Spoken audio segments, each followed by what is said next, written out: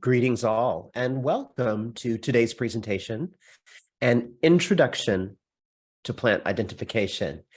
Let me stress that this is just an introduction. I wouldn't want anyone to come away thinking that they're going to know everything about every single plant and how to identify them after spending just over an hour together on one lovely spring morning. But what we're going to do today is provide the foundation and the basics so that if you choose to continue to practice plant identification as a discipline, you will have what we hope is a nice, solid foundation for that endeavor. My name is James Stevenson, and I am with Pinellas County Government here in Brooker Creek Preserve. I have the wonderful opportunity to be a botanist at the preserve, and I have been studying plants pretty much my entire life. I grew up in Pinellas County, a graduate of Clearwater High School. From there, went to university in Tennessee, a place called Sewanee, which had the most diverse forest in the eastern US. So a really wonderful laboratory to study plant and plant diversity. From there, I did an internship at a botanical garden in North Carolina. Their emphasis was native plants and using native plants in a horticultural setting or horticultural applications of native plants, so gardening. That led me to do studies at Kew Gardens in London and on to the University of Oxford Botanic Gardens. So working in botanic gardens, certainly dealing with, learning about plants from all over the world is certainly recommended if you want to hone your plant identification skills. Otherwise, we have our own wonderful laboratory right outside our door here in the fantastic climate of Central Florida, where there's generally always something to study. We have just north of 60 people together this morning. And if you wanted to just quickly put something in the chat about what prompted you to sign up for today's presentation, what is maybe a one-word motivator for taking this class. If you want to try and find the chat function, go ahead and put a word or two in the chat to give us an idea of what your motivation was to sign up this morning. I've got my eye on the chat. I see we're homeschooling in Clearwater. That's great. Wildflowers, local plants, pollinators, natural curiosity, just building. People are new to the area. Y'all are doing great. Wonderful. Thanks for your input. We very often get these responses when we ask this question of a live audience. People are interested in identifying plants for very different reasons. Basically to fulfill a natural curiosity, which I think has come up in the chat quite regularly. But there are kind of subsets of individuals that want to identify plants because they are particularly interested in butterflies and butterfly conservation, what plants would be suitable for a landscape. Some people just want to get high. Let's face it, it's the truth. What can I trip on? A lot of people are interested in edible plants and native plants. What's poisonous, what's going to maybe be dangerous to me, my pet, my children, that sort of thing. There's a lot of interest in pollinators, and we know that there's a decline in native and introduced bee species, and providing the needs of the pollinators, we all understand is important for overall ecosystem health. So great job. As predicted, we got a lot of these responses as far as an interest in identifying plants. And the knowledge that we hope to bestow upon you this morning will certainly allow you to approach whatever group of plants that you're interested in. Because the good news is all plants are really put together of the same parts. And learning those parts will bring you even closer to understanding exactly what an unknown specimen might be. But there are 400,000 plants that we know of at last count. And of course, new plants are being discovered every year. Sadly, plants are going extinct every year. So it kind of hovers around this 400,000 mark. And the last thing that we would ever do to an assembled group of would-be learners would be to show 400,000 slides of each, a slide of each plant with the name on it. That would work for 99.999% of the population as far as plant identification, would be simply overwhelming. The plants on our planet range from the world's most bizarre in the Namib Desert, a very unusual ancient conifer called Welwitschia, to the tops of the latitudes and I guess the bottoms of latitudes, circumpolar populations of plants that have adapted to living where nothing should technically grow. But here we have perfectly established plants. They're in all the ecosystems. Plants define the ecosystems where they live. Here in Central Florida, we have the oak hammock, obviously defined by the oak species in the canopy. We also have a mangrove swamp, our sister preserve, Weeden Island in St. Petersburg, obviously composed of the mangrove plants. We have an area called pine flatwood, where the dominant plant species are 1 or 2 or 3 species of pine. You get where I'm going with this. The plants that we are surrounded with define the ecosystems where they grow. We certainly don't need to belabor the point of the importance of plants on the planet for all the reasons that you might be interested in studying them. How do we make sense of 400,000 different plants?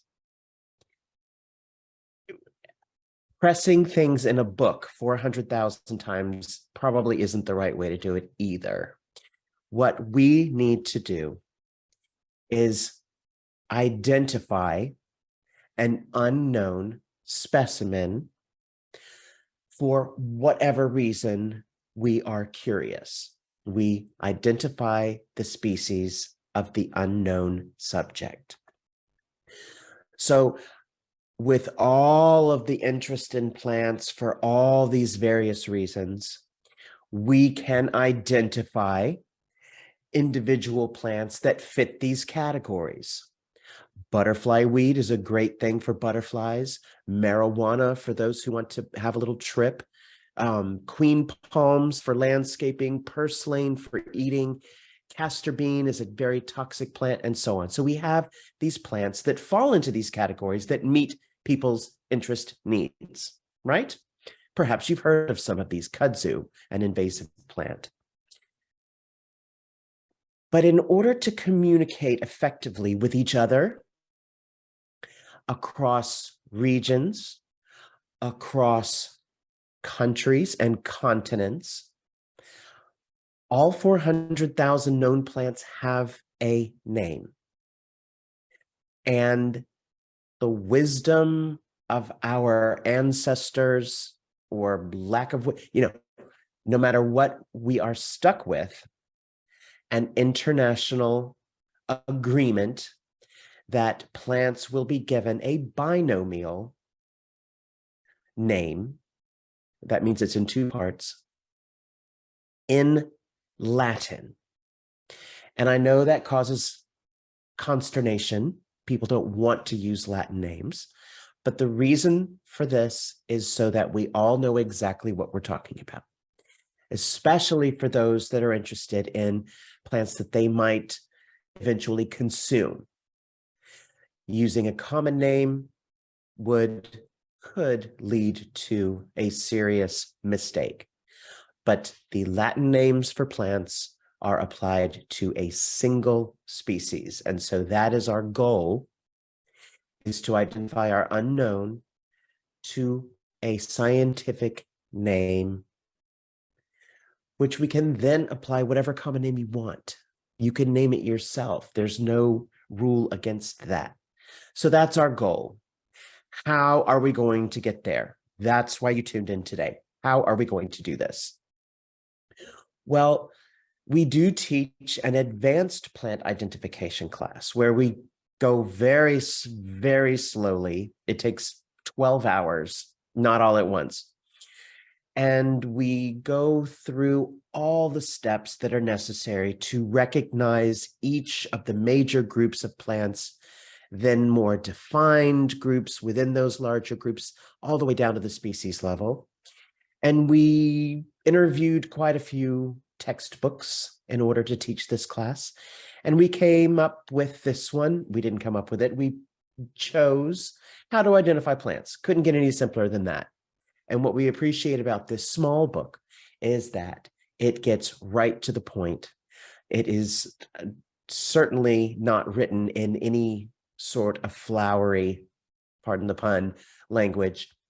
Just right to the point, simple. It's the way that plants have been identified since we were looking at plants. This is a book that we don't make any money off of, but we do provide this book in our advanced plant ID, and we will follow the outline of this book in today's presentation, just to give you an idea of how the grown-ups, how the experts, how those who have been studying plant identification their entire lives go about the process.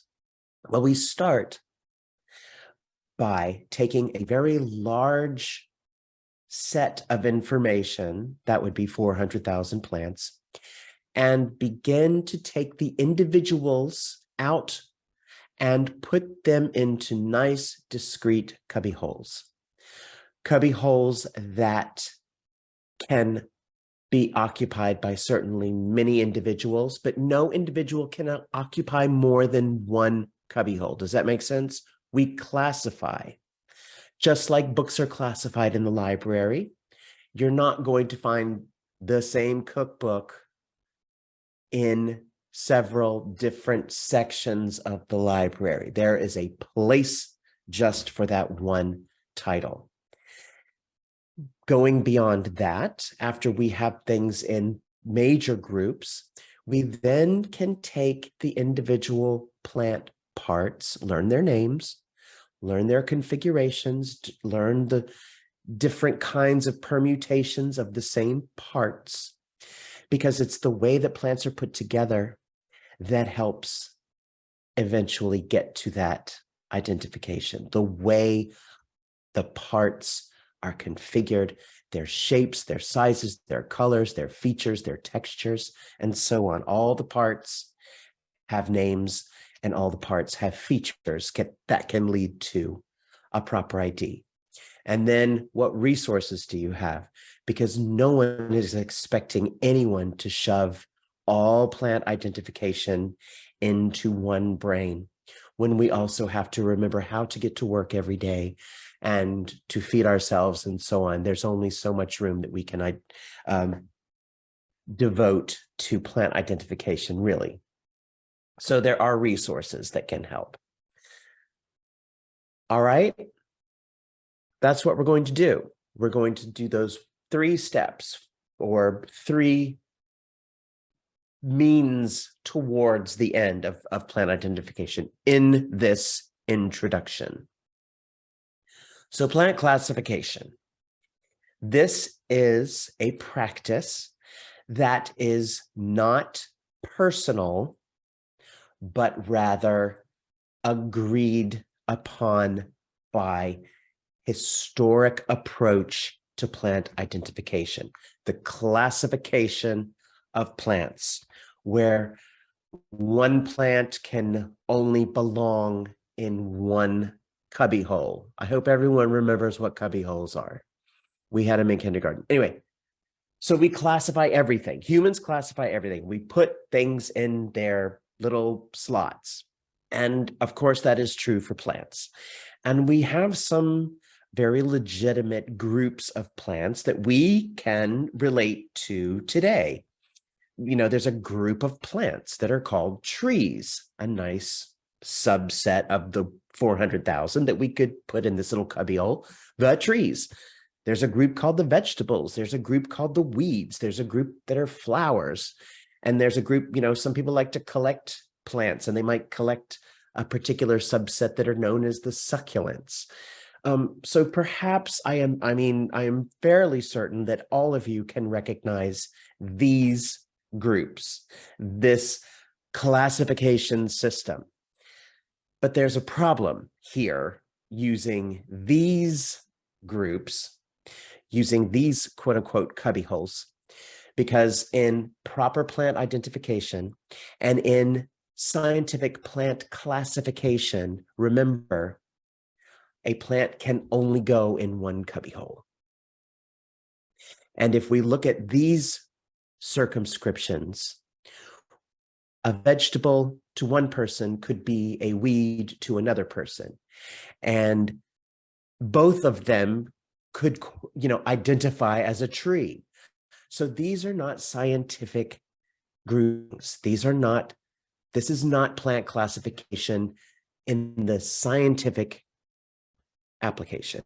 Not that these aren't legitimate, as I said before, but we today are going to learn how the scientists do it so that we don't get tripped up and put something in the wrong cubbyhole that could, like I mentioned before, eventually lead to something disastrous if you're trying to eat something. Saying that, scientifically, 400,000 plants on the planet, the majority fit into 4 large cubbyholes. And within those cubbyholes, of course, things are further classified, but we can eliminate plants from consideration by placing our unknown into one of 4 groups to start with. And the very, very first step towards identifying a plant is determining which of just 4 groups our unknown specimen is going to fall into. It could be a moss, which it probably isn't, because unless you are a bryophyte or a bryophile, you're probably going to understandably overlook this group of plants. They are often only a few centimeters tall. At the most, maybe 6 or 7 centimeters tall. At the absolute maximum, you can't even trip over mosses. They're so small. So it probably isn't a moss. See, so you've already made a huge elimination towards a proper identification. The next step evolutionarily and in complexity is this group called the ferns, which took the moss's ability to live on dry land and improved on that with the development of a vascular system that allows the water and the sugars that the leaves produce, allows them to move those actively through their bodies, allowing for a higher stature. And the ferns were able to become taller on land, taking more sunlight from anything that happens to be trying to grow underneath it. That led to an arms race where ferns tried to outgrow each other. We have modern species of ferns that are still around today. They all share a common ancestor that bestowed the qualities of fern upon them and have become a discrete cubbyhole of plants. So your specimen, if it's not a moss, it could very well be a fern, but it has to meet certain criteria to allow it to occupy the fern cubbyhole. Moving forward in development and time, the development of large woody plants who refined their reproductive system to be much more efficient, and the development of a reproductive structure called the seed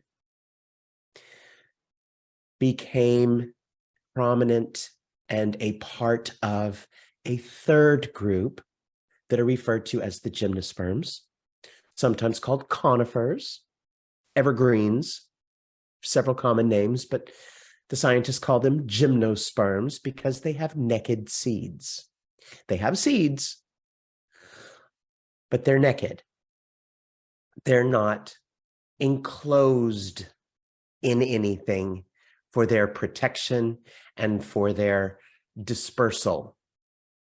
They just make seeds that are naked and throw them into the environment and hope for the best. But they're still more highly developed than any of the previous land plant groups that are clearly and very well defined, the mosses and the ferns. So now we have three. Finally, we have the largest group of plants, the most specialized, the most efficient in their life and in their reproduction. These are the flowering plants. So right now, if you look out your window, hopefully you have access to a window on this beautiful day. If you can see a plant without a magnifying glass from your seat indoors, it probably isn't a moss. So there we've made a huge elimination. If you think you know what a fern looks like and you're pretty sure what you're looking at isn't, maybe because it has a trunk, then you know it's not a fern. If you see this plant with broad leaves and maybe even flowers, it's probably not a conifer. Conifers, there are only a few left. They've had their time. There's only a few left. It's probably, your unknown is probably a flowering plant. So we will focus on flowering plants for sure the most today. So the four big groups: mosses, ferns, gymnosperms, and flowering plants. You could probably remember these without having to write a Post-it note and, put it on the refrigerator, although you're more than welcome to do that. Just remember four. For now, that's enough. That's going to get you, I'm terrible with percentages, 97% of your queries are going to fall within these four groups, and 97% of those are going to be flowering plants. Like I said, you can forget the ferns. I'm sorry, you can forget the mosses, unless that's going to be your one and only thing. Ferns, easily studied, approachable. Conifers or gymnosperms, we only have a few. You could probably learn all of our natives in a day or less. A few hours, you could learn all of our native gymnosperms. And the flowering plants, that's where you're going to be spending most of your time, because that is the biggest group. 300,000 of our 400,000 plants are flowering plants. So bear that in mind. The flowering plants, the big one. So I said 300,000 different species of flowering plants that's the big cubby hole. And then our cubby hole is divided again into smaller little cubbies that are called families. And a plant can only be in the flowering plant cubbyhole and in its familial cubbyhole. Now, what are we talking about families? I think I have heard people say that is in the amaryllis family, or that is in the rose family. I've heard people say this about plants. I've heard it misapplied. So let us, you and I, understand this word as it is applied in botany, shall we? Families. You already know some. You already know some plant families. You are already very good at identifying some plants to their family. I'm going to convince you that you have this knowledge. That's my intention. Next, you just need to recognize. You just need to make some recognitions, and you will become better and better and better until it is instinctive to identify a plant, to place it in its familial cubbyhole. You need to recognize so you can identify. Here we are on our first day of school, and we're faced with all these strangers. How are we going to make sense of all these strangers? You're going to learn to recognize them. Their characteristics you will remember. You will associate. There are very many different ways to remember things. You might associate a hair color. You might associate a mannerism. You might relate a skin condition to remember a person's name. You can recognize individual characteristics for plants as well. You just need to rewire your brain the slightest little bit so that you can then remember what one plant's name is. You will have your own mechanisms for recognition, but the same applies when you are trying to learn anything new. You can do this. You've done it your entire life. Eliminating what your unknown specimen isn't is a big piece of plant identification. Remember, we have these big 4 plant groups. If we can say it's not a moss, it's not a fern, it's not a conifer, it's got to be a flowering plant. You've already done, even though it was very easy and maybe pretty obvious, you've already done a lot of elimination. So you've already got yourself down to 300,000. Congratulations. But you get where I'm going. This is recognition of characteristics and the elimination based on those characteristics of what your specimen isn't. Bear with me because I'm going to use an animal example because people have plant blindness. We just do. It's been proven. When we look at the world, we do not see individual plants. We see green as a backdrop to whatever animal happens to be around. It's our nature. We can't help it. We can tweak that so that we become aware of plants. And that's what you will do should you decide to pursue this.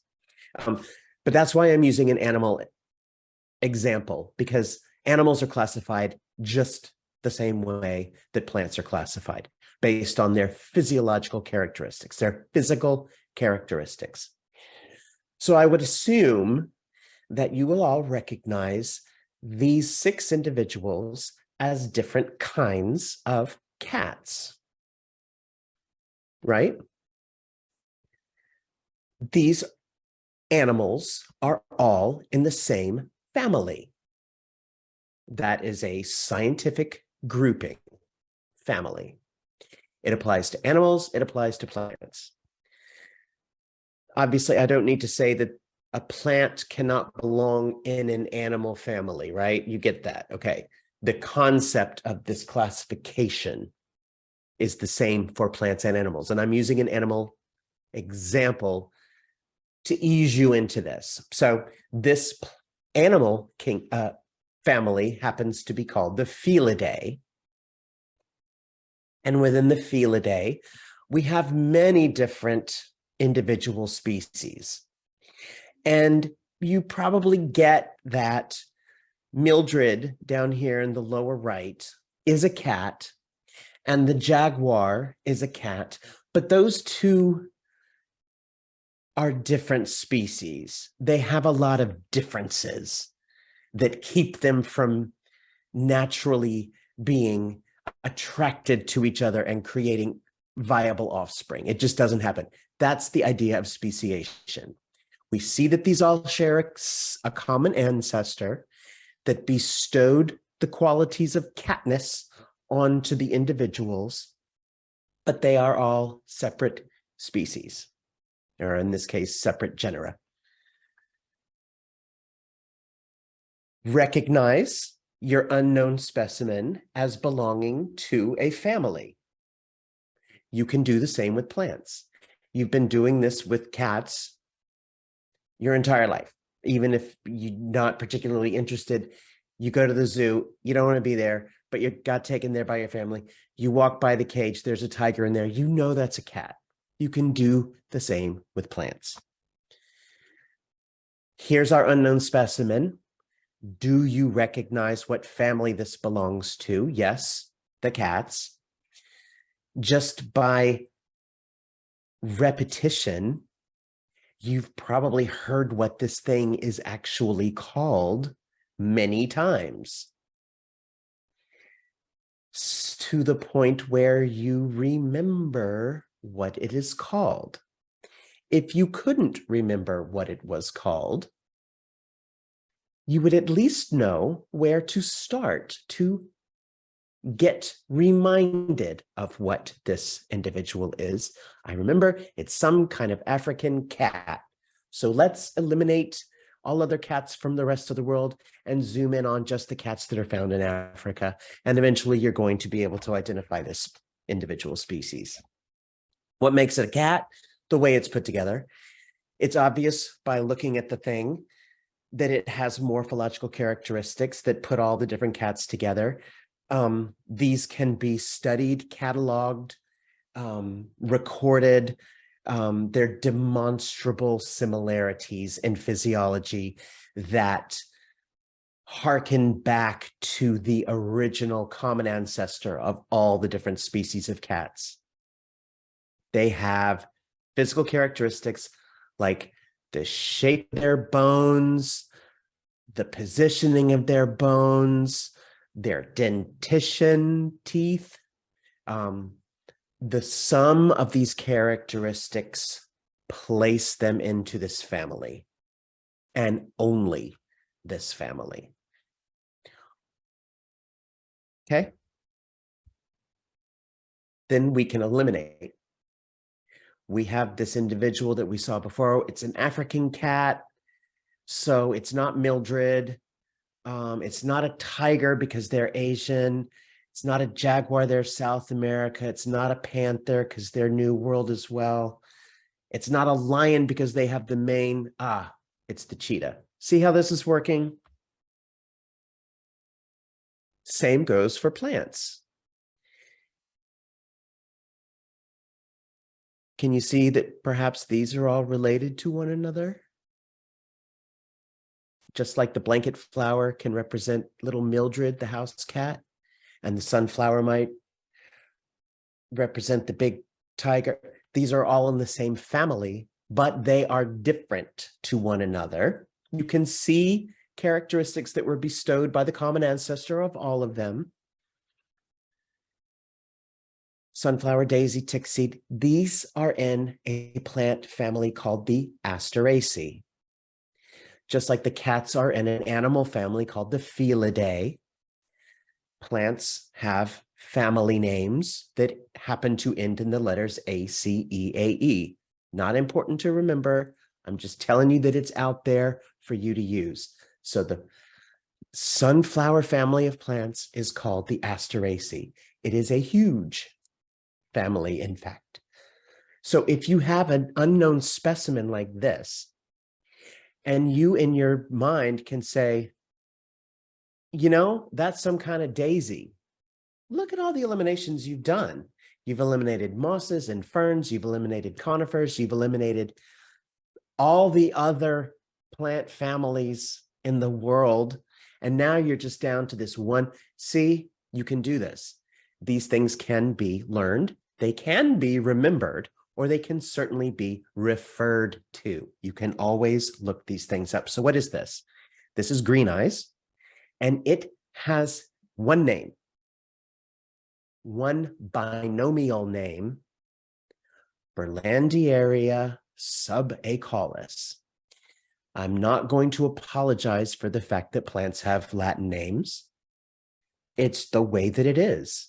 It is a language that you will find very important to access. I'm not saying you have to speak it. I'm not saying you have to show off with it, but in plant identification, it will be very important to double check your work by at least accessing the Latin binomial for your specimen. They can be very descriptive. The Latin names can be very descriptive. They can actually translate to mean a certain quality of the plant that makes it very quickly identifiable. We'll get into that. Maybe. The sunflower is obviously a member of the Asteraceae, or the sunflower family. Its name, Helianthus. Helios means the sun. Anthus means flower. Sunflower. See how fun this can be? Annuus means 1 year. Helianthus annuus completes its life cycle in 1 year. You get a sunflower seed in the ground, grows, flowers, that plant dies before December 31st, completing its life cycle and going to seed in a single year. Annuus, Helianthus annuus. See, they can be descriptive. Little sunflower seeds. Secret about the sunflower family, it's not one flower. Secret about the sunflower family, if you look closely at all these little tiny flowers, that's what the sunflowers do. They trick you into thinking that this one great big thing is a flower when it's not. It's hundreds of miniature flowers, each one with the capacity to make a single seed. So the amount of seed that can be produced by this one huge inflorescence is exponential compared to a species, a different plant with a similar sized flower. Is everyone all right? I'm going to get a drink of water and look at the questions and comments.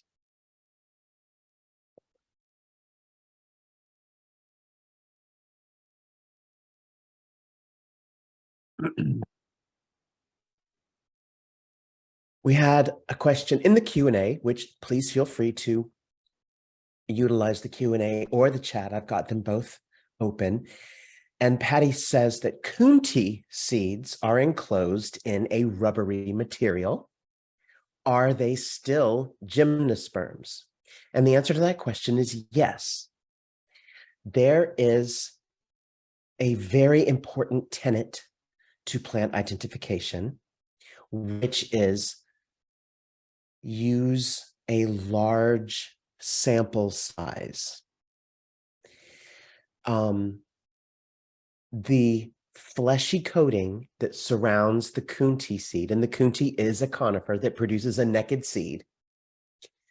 The fleshy covering around the Kunti seed is not derived from ovarian tissue. So it is not it is not a fruit, number one. Number two, the rest of the physical characteristics of Kunti preclude it from being a flowering plant. It has a suite of characters that prevent it. So that one characteristic of having a slightly fleshy seed covering might be tricky.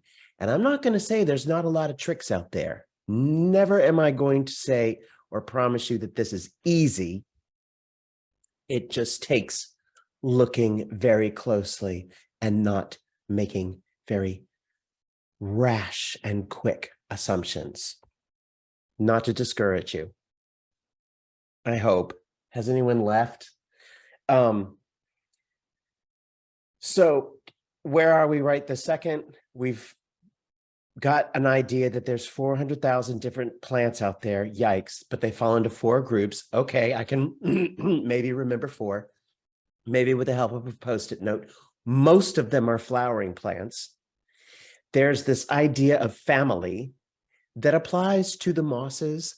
The concept of family applies to the ferns. The concept of family applies to the conifers. The concept of family applies to the flowering plants. It even applies to each group. There are families of animals, which we saw one of.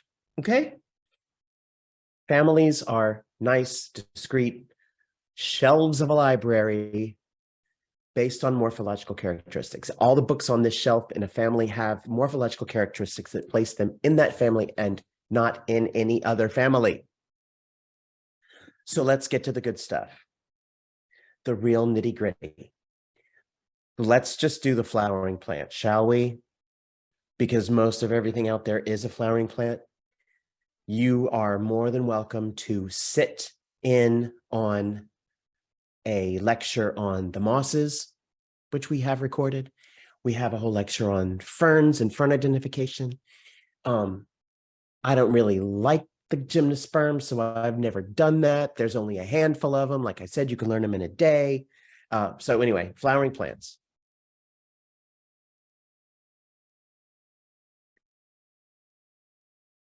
Big 4, one of the 4 is flowering plants. So we're going to have to, because there's 300,000 of them, we're going to have to make some eliminations within the flowering plants. The flowering plants can be divided into 2 groups, mutually exclusive groups, based on morphological characteristics within the flowering plants. One group exhibits parallel leaf veins and flower parts in 3s or multiples of 3. And members of that group can only belong to that group. They're called the monocots. The other group of flowering plants, the other division of flowering plants, don't have parallel leaf veins. They have branching or netted leaf veins. Their flower parts are in 4s or 5s, but not 3s. And when they germinate, their little seeds, their little seed leaves, there's 2 of them. These are the eudicots. So now we've got, of all the, most of the plants in the world are flowering plants. Now we've got a specimen. We can make a further elimination and decide if it belongs into the monocots or the eudicots. They get their name from that seed leaf, the cotyledon. Not a characteristic you're likely to use in field identification. It's just a thing that is characteristic of these groups. The monocots here on the left with 1 seed leaf, represented here by what looks to be corn or wheat, 1 seed leaf.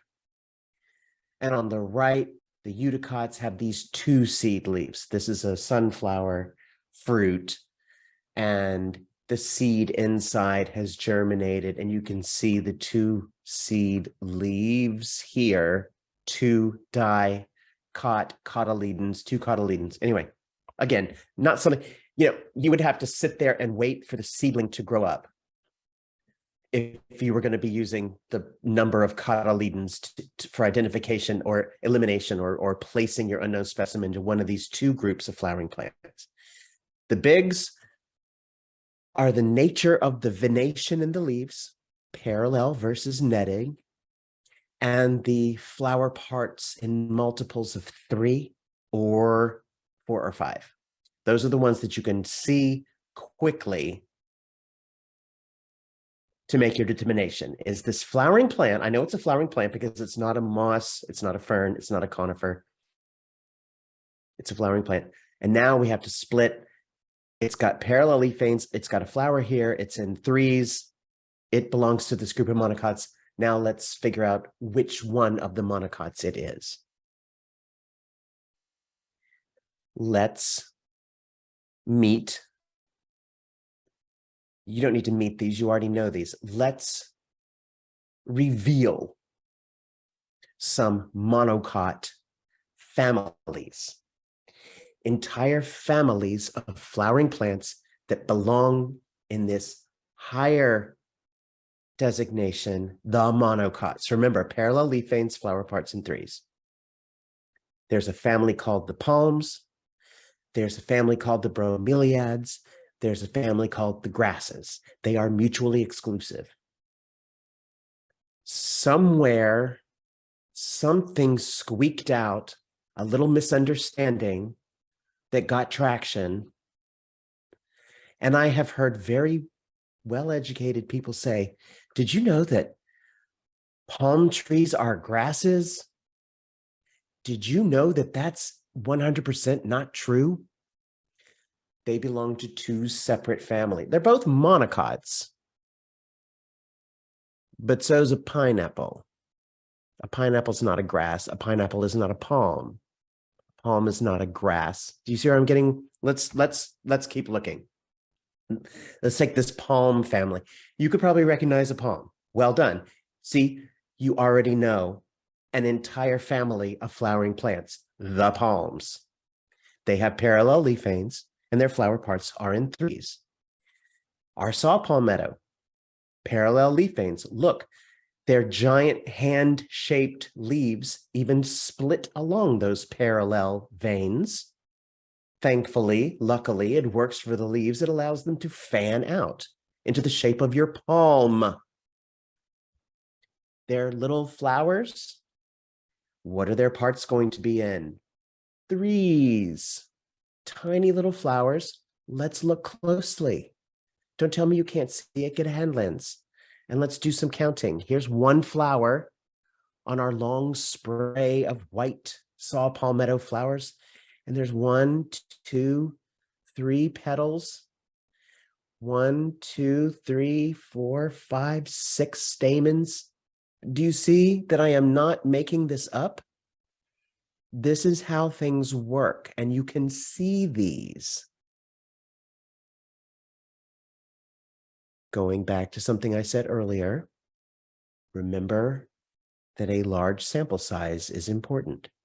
If you had this spray of palm flowers and you only looked at one of hundreds, and for some reason it had coughed up an extra petal, you're not going to throw away your whole theory that this is a monocot because one flower on an inflorescence of hundreds accidentally coughed up an extra petal. Things like that are going to happen. We look for the trend across the plant. The bromeliads are another large and pretty recognizable flowering plant family. Our little Spanish moss is a type of bromeliad. It's a flowering plant. It's not a moss.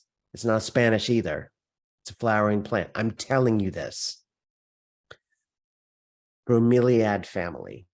The pineapple, a great, very well-known. You can go to the grocery store today, get a pineapple, check out its parallel leaf veins.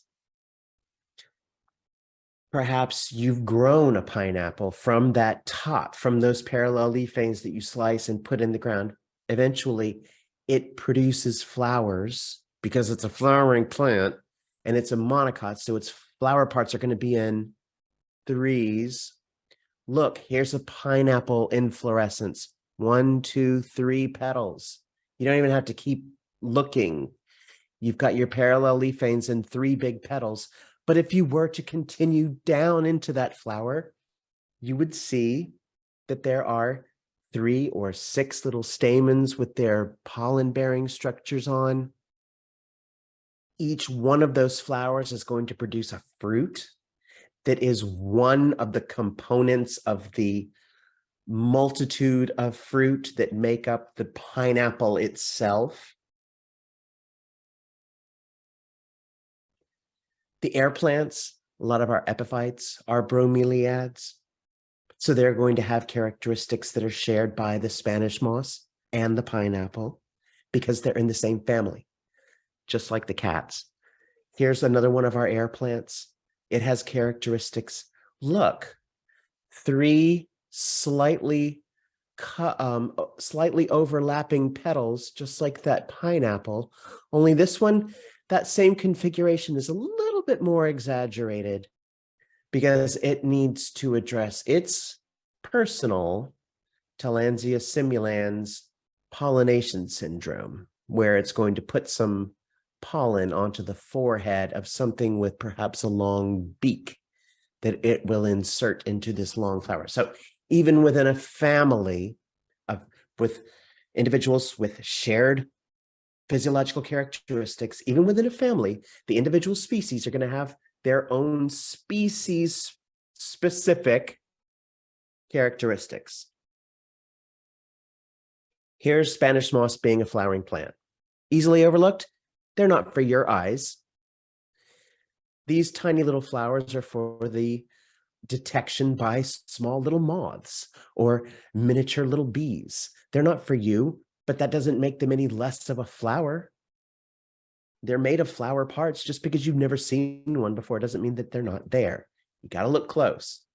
I sound like I'm scolding today. I apologize for that. The grass family, separate from the palm family, the grass family of monocot flowering plants. Did you know that grasses were flowering plants? See, now you do, because they're not mosses, they're not ferns, they're not conifers. All they could be is flowering plants. Don't think of them as flowering plants because they don't make petals. Does anyone know what the pollination syndrome for grasses? Why don't they make petals? Why don't grasses make pretty petals and buckets of nectar? Do you know what their pollination vector is for the grasses? It's the wind. Grasses release pollen into the wind. They don't invite pollinating insects to visit a pretty flower with an intoxicating fragrance and a nectar reward. That's too expensive for the grasses. They just eliminate producing nectar, eliminate producing petals, throw pollen into the wind at their neighbor. That's why they don't have petals. It doesn't make them less of a flowering plant because they don't make petals. The presence or absence of petals does not mean that an organ is or isn't a flower. Remember, sample size. There are more important reproductive organs that define the basic nature of a flower. We can run through some examples of grasses. These are all inflorescences of tiny, tiny, tiny little flowers. Even the sandspur. And now I've got one for you. Each individual flower, each flower on our flowering plants, of which there are most, each flower will ripen into a fruit. Each flower will ripen into a fruit. Now I'm using the word fruit botanically, which you will from now on in your life. There's no need to get into any ridiculous arguments on what is a fruit, what is a vegetable, because you're a botanist now, and your definition of fruit is all it needs to be. There's no need to argue. A fruit is a ripened ovary of a flowering plant. A sandspur is a fruit.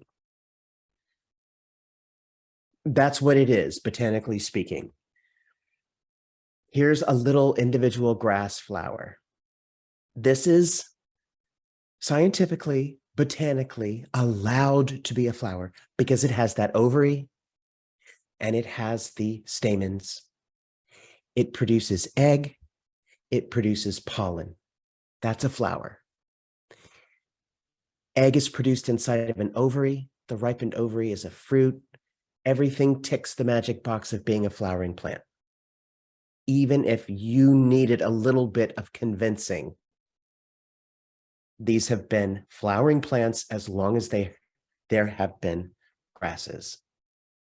The orchids, an obvious flowering plant, big flowers, but a monocot, another example of a monocot. Remember, we're talking about flowering plants writ large, and we have split into two groups, and we are diving into one of those two groups by looking at the palms, the bromeliads, the grasses, and this one, the orchids.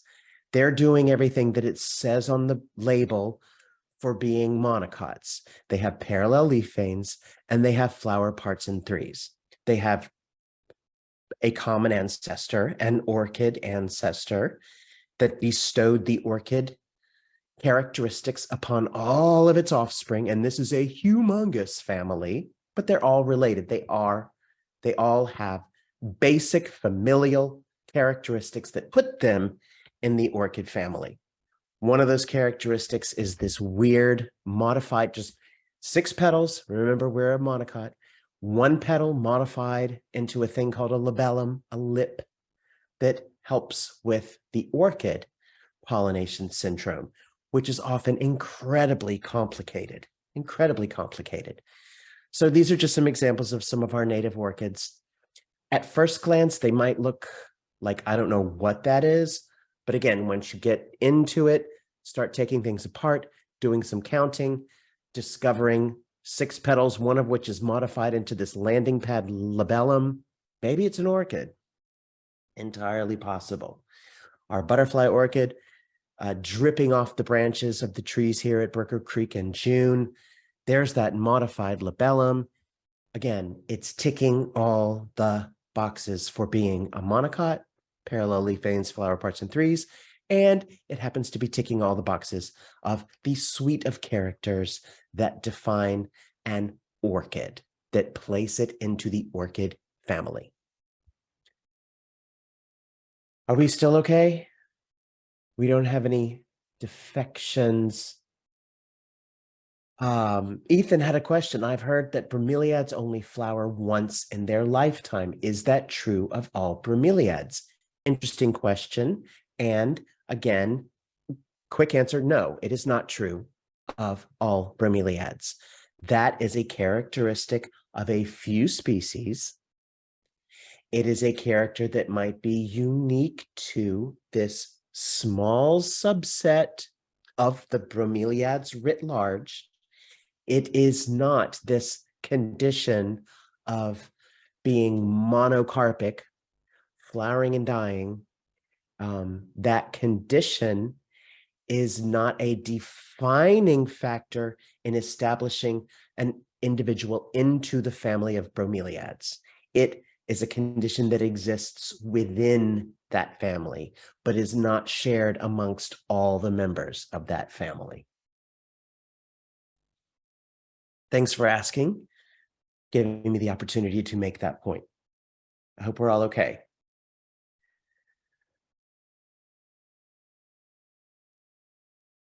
We are going to close the book on monocots. We just looked at a selection of monocot flowering plant families.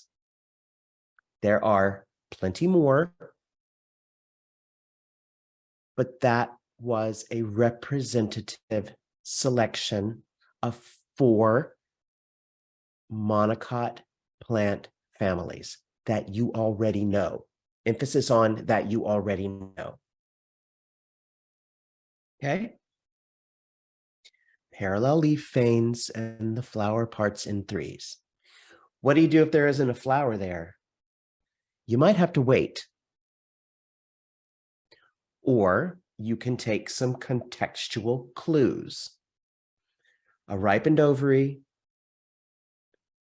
containing the seeds is called a fruit.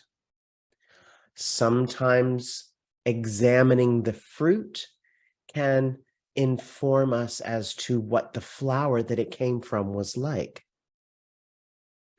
Here we go. A banana is a monocot. If you can envision a banana leaf, big broad leaf, look closely at how the edges of that leaf are splitting along parallel leaf veins. If you've ever sliced a banana into your breakfast cereal, Maybe you've noticed that it comes into threes, suggesting the nature of the flower that produced that fruit. The question about banana goes on. Each stem produces only once, then dies back. Are there any dicots where that is the pattern? Where we have that situation with monocarpic dicots? I can't think of one. I can't think of a monocarpic dicot. That doesn't mean they're out there. It's a great question, Patty Cook. Thank you for that. Requires a little homework. Freya wants to register for the in-depth class, so we can go all over all this again. I will put that information up at the end of today's lecture. And let's investigate this other group of flowering plants, the eudicots, or if you were in school before let's say before 2000, if you were studying these things, we just called them dicots. Now they're eudicots, because secret, there's a third group. We're not going to worry about that. It's not worth worrying about. Getting today, learning monocots and eudicots is far more important, that we can tuck those under our collective belts, the monocots and the eudicots. Eudicots have netted leaf veins, and their flower parts are in 4s or 5s. And this is a huge group of flowering plants, separate from and mutually exclusive of the monocots, but they have characteristics that put them into the eudicots. And then within the eudicots, there are some distinctive families. Okay, we're going to take a look at some of those families. How about the roses? A legitimate scientific family, the Rosaceae. Netted leaf veins, flower parts in 5s. Look, 5 petals, 1, 2, 3, 4, 5. Not making it up. It's not this isn't my invention. I'm just sharing the information that our ancestors have gathered and honed and left us with. The blackberry is a member of the rose family. Oh, look, 5 petals. How many stamens? We call that many. And that too is a characteristic of the roses, to have an uncountable number of stamens. How cool is that? You don't even have to count, just see that there's a bunch. Slicing through a member of the Rosaceae, in this case, the apple, even in the absence of the flower. Remember, once a flower has done its job, the petals and the stamens fall away, but the ovary stays stuck to the tree or plant. And that ovary begins to ripen into the fruit. No matter if you can eat it or not, it is still called a fruit. In this case, you can eat this one, and it can inform us about the nature of the plant that bore it. So we slice through an apple and we count to 5, because the flower parts, including the ovary that ripened into this fruit, the flower parts are in multiples of 4s or 5s. See, it works. We've seen the Asteraceae before. Let's look at some more examples of Aster. Remember the secret? That these are all individual little flowers, not one flower, but a collection of tiny little flowers, just to streamline things a little bit, make things a little bit more efficient. We're going to make one flower looking thing, but it's actually going to be made of a whole bunch of tiny little flowers to make things more efficient, to get more bang for the buck, as it were, with a visiting pollinator clambering over 20 flowers at a time, instead of just visiting one flower at a time with the pollen that it accidentally got covered with when it was at the other. See, it's efficient. This coastal plain honeycomb head, Balduina angustifolia. Now, Balduina is probably named after a person. Sorry about that. Angustifolia, however, means with leaves like grass. So a little bit of translation, a little bit of memory. I quite like words. I quite like etymology. I quite like, and translating Latin names, seeing roots that occur in normal people words, repeated in Latin names. You can remember them that way. The swamp sunflower. Look, it's Helianthus again, sunflower. Sunflower, Helianthus angustifolius.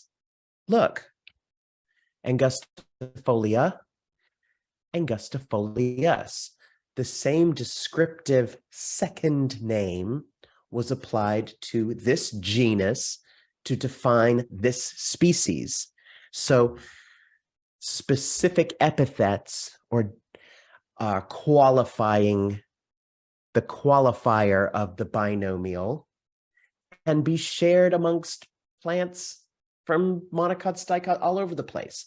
That genus, however, is not shareable. A genus can only exist in one family. Sorry, that's 2.0. Here's an aster, which used to be called in the genus Aster. Now, because of learning more, we have learned more, and this has a new genus name, Symphiatrichum, and its qualifier happens to be this dude's name, Eliade. But I guess you can see the familial resemblance to other members of this group, the Asteraceae. I hope you can see this. Different genera in the same family. Coreopsis as a genus. Helianthus, who we met before. Berlandiera, we met early on, the green eyes. Silphium, these are all different genera. Sure, they look similar. Of course they look similar. They're related to each other, but they're different enough to one another that they belong in separate genera. Now, it's not up to you to determine what it takes to place an unknown specimen into a genus. That's already been done. All these 400,000 plants, they already have names. We just have to figure out what name has been applied to our unknown specimen.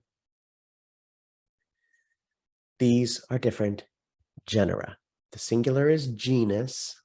Together, these are representative genera of the family Asteraceae. I hope y'all are still okay. Let's look at Helianthus. Remember Helianthus annuus? Helianthus means sunflower, and annuus means finishing its life cycle in 1 year. It's descriptive. It's the 1 year complete life cycle sunflower. There are other sunflowers. There's angustifolius, the one with leaves like grass, Helianthus angustifolius. The Helianthus, the sunflower, leaves like grass. For some reason, the common name is swamp sunflower. Again, common names, almost useless. You can make up your own and be just as valid.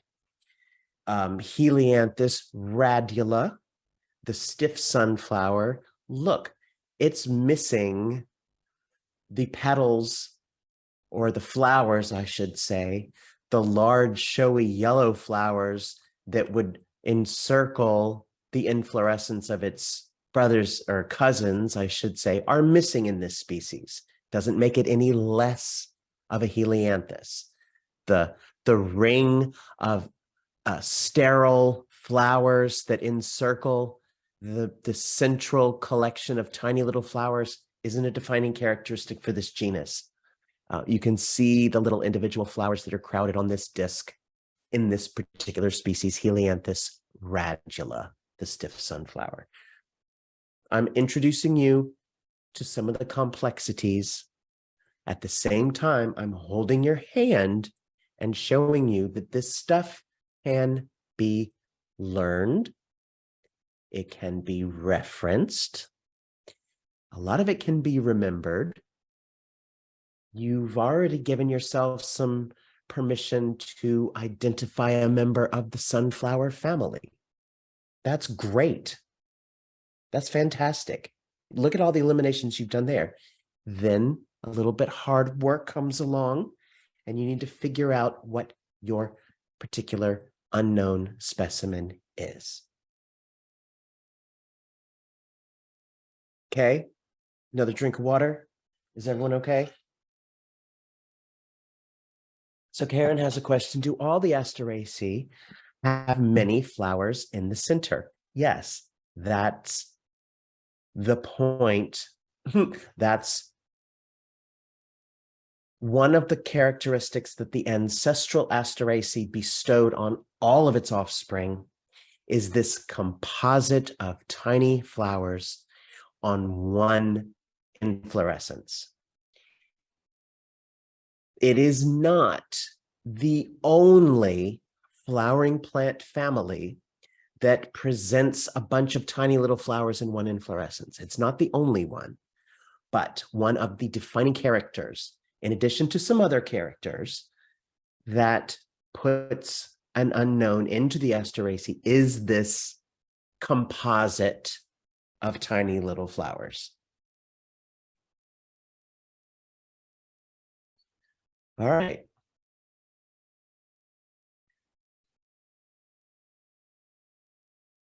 Again, feel free to put questions in the Q&A or the chat at any time. Gosh, that's only one part out of 3. We need to whip through some parts then, shall we? When we're identifying plants, plant identification is not unlike learning how to play an instrument. It is not unlike. And you have, number one, you have to want to. You have to have a real desire. You have to be willing to practice. You have to become enraged when you hit a wrong note. You have, and yet still want to carry on. You have to become overjoyed when you hit a right note and make a proper ID. All these feelings have to be in place and active for you to become a plant identifier. To play a musical instrument, you gotta learn the parts. It doesn't do any good. I mean, honestly, if you're going to take this seriously, play a guitar, you got to know what the thing is called and what the bits are called, because you just need to. Same with plants. Remember, flowering plants, most of what's out there. Flowering plants backing up have a common ancestor that bestowed the flower itself on all of its offspring. And flowers are all made of the same parts. Now, certain parts may be absent. Certain parts may be modified, but all the parts of the flower are shared amongst all flowering plants, monocots, eudicots, you name it. So let's look at some parts of the flower. No matter what the flowering plant is, the parts are going to be called the same thing. 1, 2, 3. 1, the little swollen thing on top of the string. 2, this magic middle piece. 3, these big, fleshy, kind of papery things around this outside of the flower. Number 4 is the string itself. Number 5, those two things together, the swollen bit and the string. Number 6, this modified leaf that protects the flower before it even opens. Number 7, this whole magic middle. Number 8, the stem within the magic middle that connects the spot on top to number 9 down here, this big swelling. And number 10, the thing that holds the flower up. All these have names, just like the parts of your guitar. You don't have to write this down. It's everywhere. The parts of the flower are not hard to find. The anther is the thing that holds the pollen. The stigma is the spot at the tip of the lady bits that receives the pollen. The petals, of course, are there to attract pollinators most often. The filament is that string that elevates the anther up so that the pollinator can brush up against it. Together, the anther and filament are referred to as the stamen. The sepal is that modified leaf that protects an unopened flower. The pistil is the lady bits, often referred to as the gynoecium, like the gynecologist, the gynoecium, the lady's house, literally translated.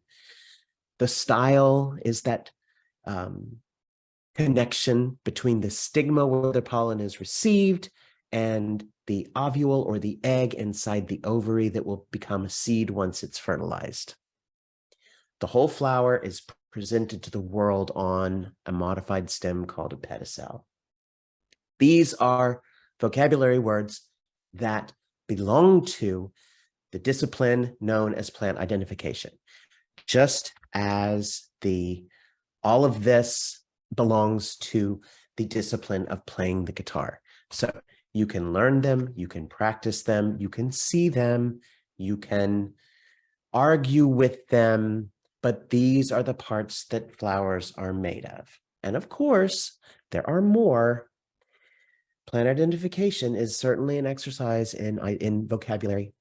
There are collective words for all of the sepals put together. That would be calyx. All the petals together are referred to as a corona. Why does every single thing have to have a name?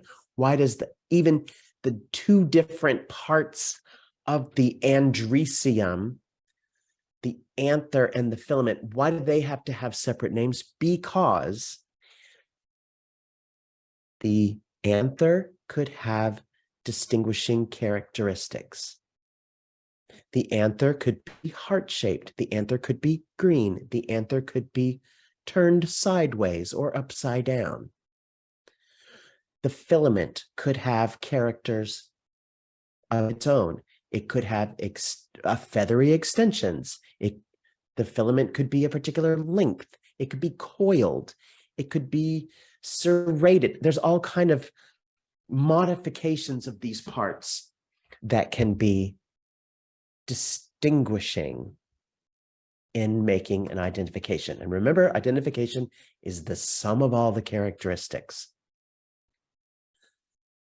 It's not all about the flower, though. The flower puts us into families for sure. But then when we have to determine what genus our unknown belongs to, and then what species, you're going to have to reach out and look at the whole pizza pie, the way the stems emerge from the ground, the way the leaves clasp or don't clasp the stem, the presence or absence of a petiole. All these characteristics combined together help get us to a proper identification. So what resources do we have? Books. I hate to say it, but it's true. Books, you don't have to worry about reception. You don't have to worry about cell reception. You don't have to worry about cell tower reception if you're out in the field and you want to identify something. You just have to have some shade where you can sit and read and think and ponder and fall asleep and wake back up and try again and run your specimen through a series of true-false questions until you get to a proper answer. That practice is done using what is called a dichotomous key. Fascinating, frustrating tool that has been used for centuries. Like I said, it is a collection of yes-no answers, and you follow your yeses, just like choose your own ending, literally. You follow all the yes answers until you get to an identification. Here we have a butterfly pea photographed. We don't know which one it is, but we know it's a butterfly pea. So we are presented with some choices in our dichotomous key that will help us by looking at the characteristics of the flower and the entire plant, if it belongs to one of 3 different species of butterfly pea that we have in our area. Are the leaves one foliate? That means just one. The petiole conspicuously winged. Well, what's a petiole? Look it up. Oh, it's that. Is it conspicuously winged? Yes. So you have a one foliate leaf with a winged petiole. You've identified your unknown as Centrosema sagittatum. If the answer to this or these questions is no, you then need to move along. So is it that the leaves are three foliate and the petiole is not winged? That's the truth. So now we're presented with, well, then, is it this or this? And we read the descriptions, we look at our specimen, we make the determinations, and we get to a proper ID. You know what? Sometimes it's okay just to identify the genus. Sometimes that's fine. Sometimes it's fine to just get to what family the thing belongs to. Maybe that's all you need to know for your purposes.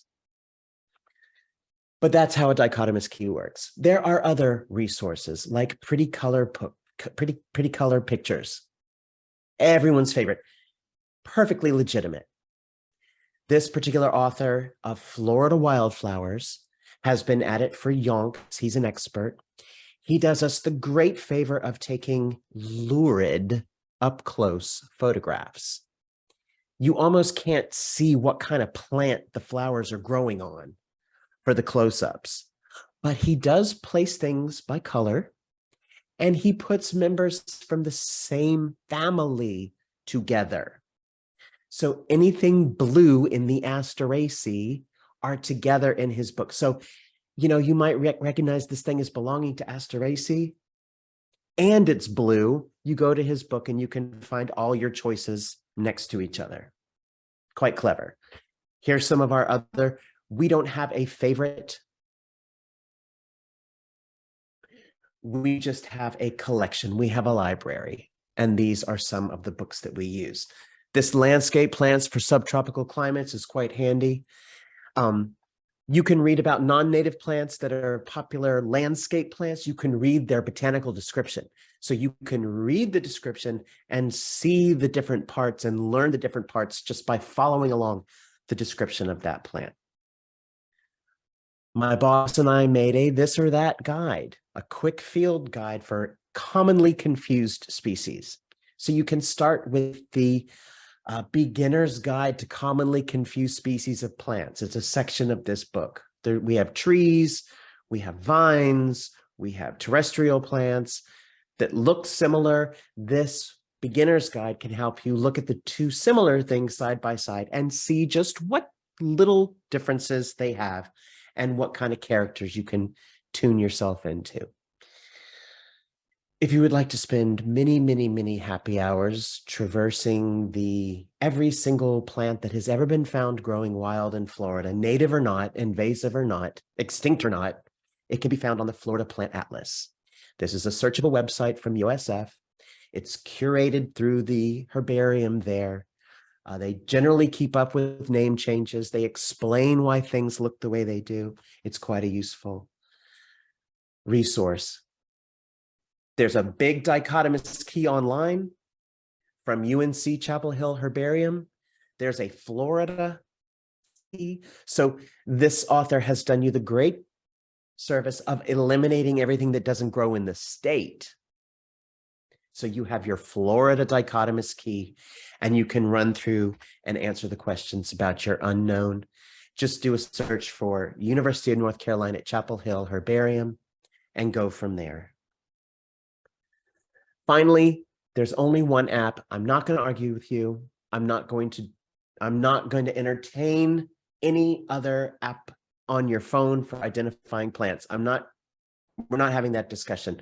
Only iNaturalist, only. You use iNaturalist. It's curated by human beings. It doesn't give you necessarily an answer that second. We all need to learn to be a little bit more patient with plant ID and with everything else in our lives. You make an observation. The artificial intelligence makes a suggestion. Don't go with that. You post that. And then humans look at your observation, your photograph, the artificial intelligence's suggestions, and human beings will agree or disagree. based on where you're standing, the time of year, whether or not this thing has ever been seen in your area before. The great thing about iNaturalist is you are contributing to that artificial intelligence. You are adding to making that AI better at making a recognition, and you're helping humans trace the presence or absence of particular species in a particular place over time. That's very valuable information in the face of our changing world. Many of our plant ID lectures can be found on our Pinellas County Extension YouTube page. We do the orchids, we do the ferns, we do the mosses, we do invasive plants. So you can take little subsets of this whole huge discipline and chew on little bits at a time. So certainly check us out there. I've got us right up close to noon. I really appreciate your attention today. Please do not ever hesitate to reach out. My email is jstevenson@pinellas.gov. I said I would tell you how to get to sign up for the 12-hour class. Your best way to keep up with us would be to like, follow on the Facebook. Failing that, send an email to Brooker Creek Preserve. You can find our website, brookercreekpreserve.org. Get on our mailing list, and we'll tell you everything you need to know about our classes and events happening here at Brooker Creek. We don't sell your name. I mean, I guess if we could get some money for it, we would, but we don't, so we don't. Your email is safe with us. I really appreciate your attention this morning, and do consider approaching the discipline of plant identification. And if I can help, I would be very happy to. So carry on, and thanks for joining us today.